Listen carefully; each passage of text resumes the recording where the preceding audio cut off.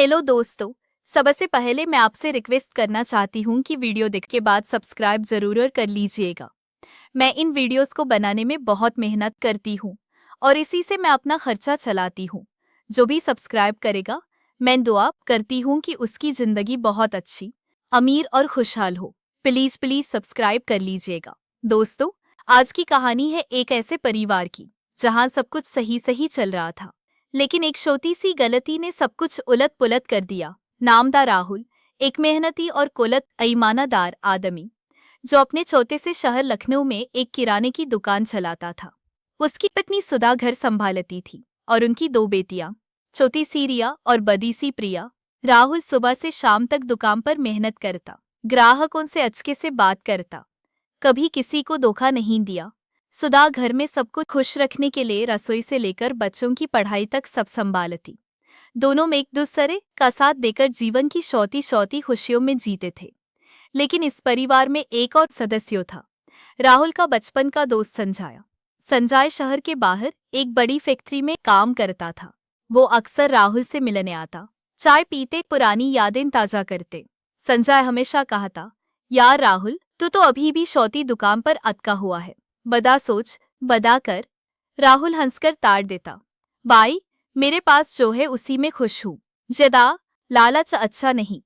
लेकिन संजय के मन में कुछ और ही चल रहा था।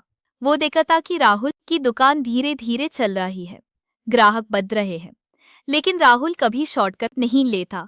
संजय को ये बात चुभती थी। कहानी की शुरुआत यहाँ से होती है।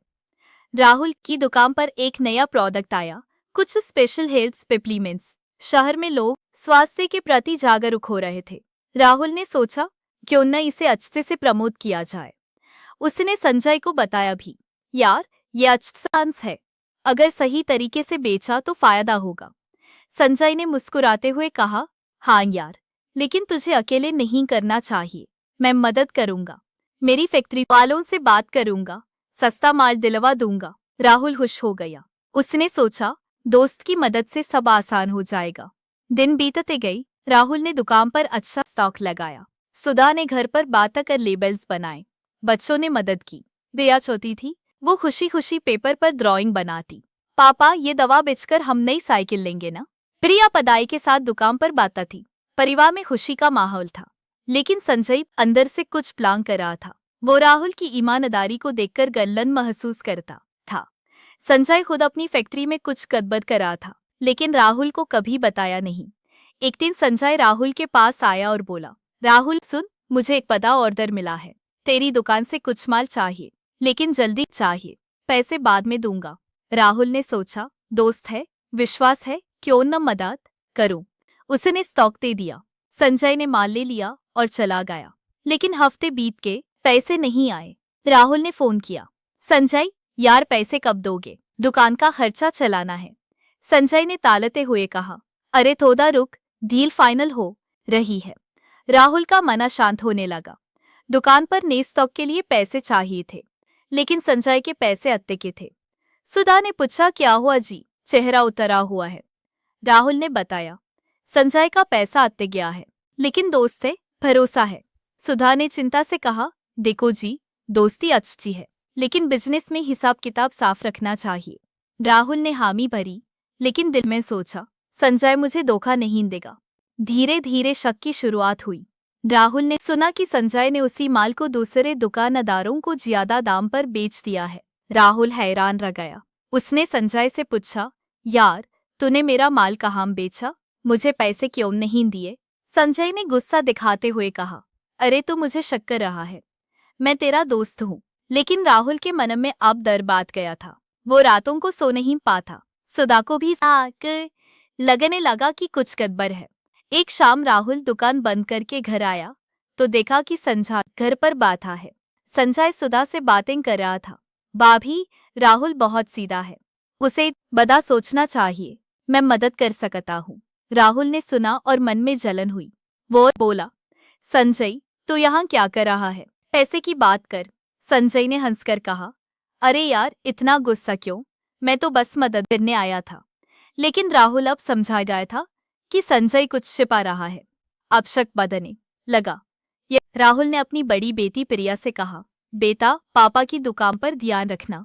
कोई करी चुकोच माइकर बाइकर प्रिया नियम आ जाए तो बताना।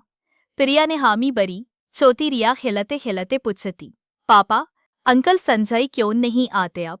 राहुल चुप रह जाता। सुधा घर संभालते हुए भी चिंतित रहती। वो रात को राहुल से कहती, जी, अगर दोस्ता ने धोखा दिया तो क्या करेंगे? हमें अपनी मेहनत पर भरोसा रखना चाहिए। राहुल सोचता, हाँ, लेकिन दोस्ती का रिश्ता टूटने का डर भी था।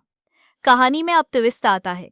एक दिन राहुल को पता चला कि संजय ने न सिर्फ उसका माल बेचा, बल्कि फौजी बिल बनाकर दूसरे लोगों से भी पैसे लिए थे और उनमें राहुल का नाम भी शामिल कर दिया था। राहुल हैरान रह गया। पुलिस वाले भी पूछताछ के लिए आए। राहुल बोला, मैंने कुछ नहीं किया, मेरा दोस्त तो है। लेकिन सबूत संजय की तरफ इशारा कर रहे थे। राहुल का दिल टूट गया। उसने सोचा, इतने सालों की दोस्ती, इतना विश्वास, सब खुदता था।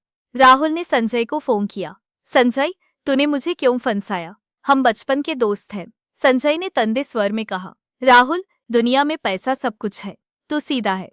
मैंने सोचा तू समझा जाएगा, लेकिन अब जो हुआ सो हुआ। राहुल गुस्से में चिल्लाया, तूने मेरी इज्जत, मेरी दुकान, मेरे परिवार सब पर खतरा डाल दिया। लेकिन संजय ने फोन काट दिया।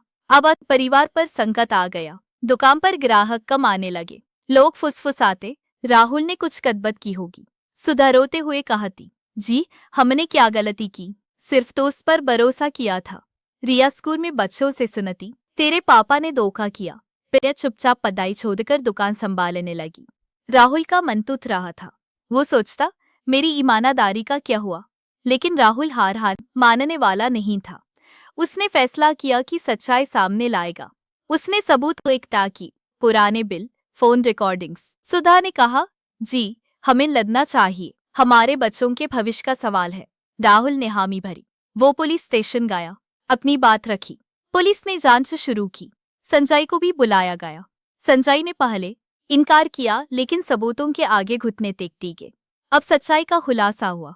संजय ने कबूल किया कि उसने राहुल का माल बेचकर पैसे रख लिए और फर्जी तरीके से नाम जोड़ा। वो बोला, मुझे लालच हो गया। राहुल की दुकान अच्छी चल रही थी, मुझे जलन हुई। मैंने सोचा एक बार में सब हल हो जाएगा। राहुल ने आंसू रोकते हुए कहा, संजय, दोस्ती में लालच नहीं होता। तूने मुझे नहीं, खुद को धोखा दिया। पुलिस ने संजय पर केस किया। राहुल की इज्जत वापस आई। ग्राहक फिर आने लगे। लेकिन राहुल अब बदल गया था। वो दुकान पर बोर्ड लगाता, ईमानदारी हमारी पहचान है। सुधा खुश थी, जी कर देखा, सच्चाई हमेशा जीतती है। फिरिया और रिया पापा को गले लगा थी। पापा, आप सबसे अच्छे हो। लेकिन कहानी यहाँ खत्म नहीं होती। कुछ महीने बाद एक नया मोड़ आया। संजय जेल से छूटकर आया। वो पछतावा करता हुआ राहुल के पास पहुंचा। उसकी हालत खराब थी। परिवार छूट गया था, नौकरी चली गई। संजय रोते हुए बोला, राहुल, मुझे माफ कर दे, मैंने गलती की। लालच ने मुझे अंधा कर दिया। तो सही था, ईमानदारी ही सबसे बड़ी पूंजी है। राहुल ने सोचा। उसका दिल अभी भी दुख रहा था। लेकिन सुधा ने कहा, जी, माफ करना भी बड़ा गुण है, लेकिन शर्त यह कि वो कभी दोबारा गलती न करे। राहुल ने संजय को देखा और कहा, संजय, मैं तुझे माफ करता हूँ, लेकिन अब हमारी दोस्ती पहले जैसी नहीं रहेगी। तो अपनी जिंदगी सुधार। मैं मदद कर सकता हूँ ये, लेकिन विश्वास फिर से बनाने में समय लगेगा। संजय ने सिर झुकाया। धन्यवाद यार, तूने मुझे सिखा दिया कि लालच का अंत हमेशा बुरा होता है। धीरे धीरे राहुल की दुकान फिर से फलने फूलने लगी। वो अब बड़े सपने दिखता था, लेकिन शॉर्टकट के बिना। सुधा घर में खुश थी। प्रिया अच्छे नंबरों से पास हुई। प्रिया स्कूल में टॉपर बनी। परिवार ने साथ मिलकर नई शुरुआत की। राहुल अक्सर बच्चों को कहा था, बेटा, जीवन में दोस्ती अच्छी है, लेकिन लालच और दुध से बचना। सच्चाई और मेहनत से जो मिलता है वो हमेशा टिकता दायक था। एक दिन शहर में एक बड़ा फंक्शन हुआ। राहुल को ईमानदार व्यापारी का पुरस्कार मिला। स्टेज पर खड़े होकर वो बोला, यह पुरस्कार मेरे परिवार और मेरी मेहनत का है, लेकिन सबसे बड़ा सबक मेरे दोस्त संजय से मिला। लालच ने उसे गिराया, लेकिन सच्चाई ने मुझे ऊंचा उठाया। लोग तालियां बजाने लगे। संजय भी वहां बैठा था। अब वो एक छोटी दुकान पर काम करता था। उसने राहुल को देखकर मेरे पिताजी होता था मुस्कुराया। राहुल घर लौटा तो सुधा ने चाय बनाई। रिया बोली, पापा, आप हीरो हो, प्रिया ने कहा। पापा, हम सब आपके साथ हैं। राहुल ने सबको गले लगाया और सोचा, जीवन में कितने भी संकट आए, अगर परिवार साथ हो और सच्चाई हो तो सब ठीक हो जाता है।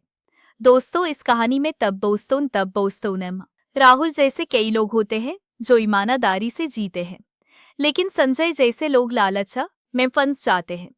कहानी हमें सिखाती है कि दोस्ती में विश्वास जरूरी है, लेकिन संजय जैसे कहा का कोच में पढ़ाई का बहुत करते के अंधा विश्वास नहीं।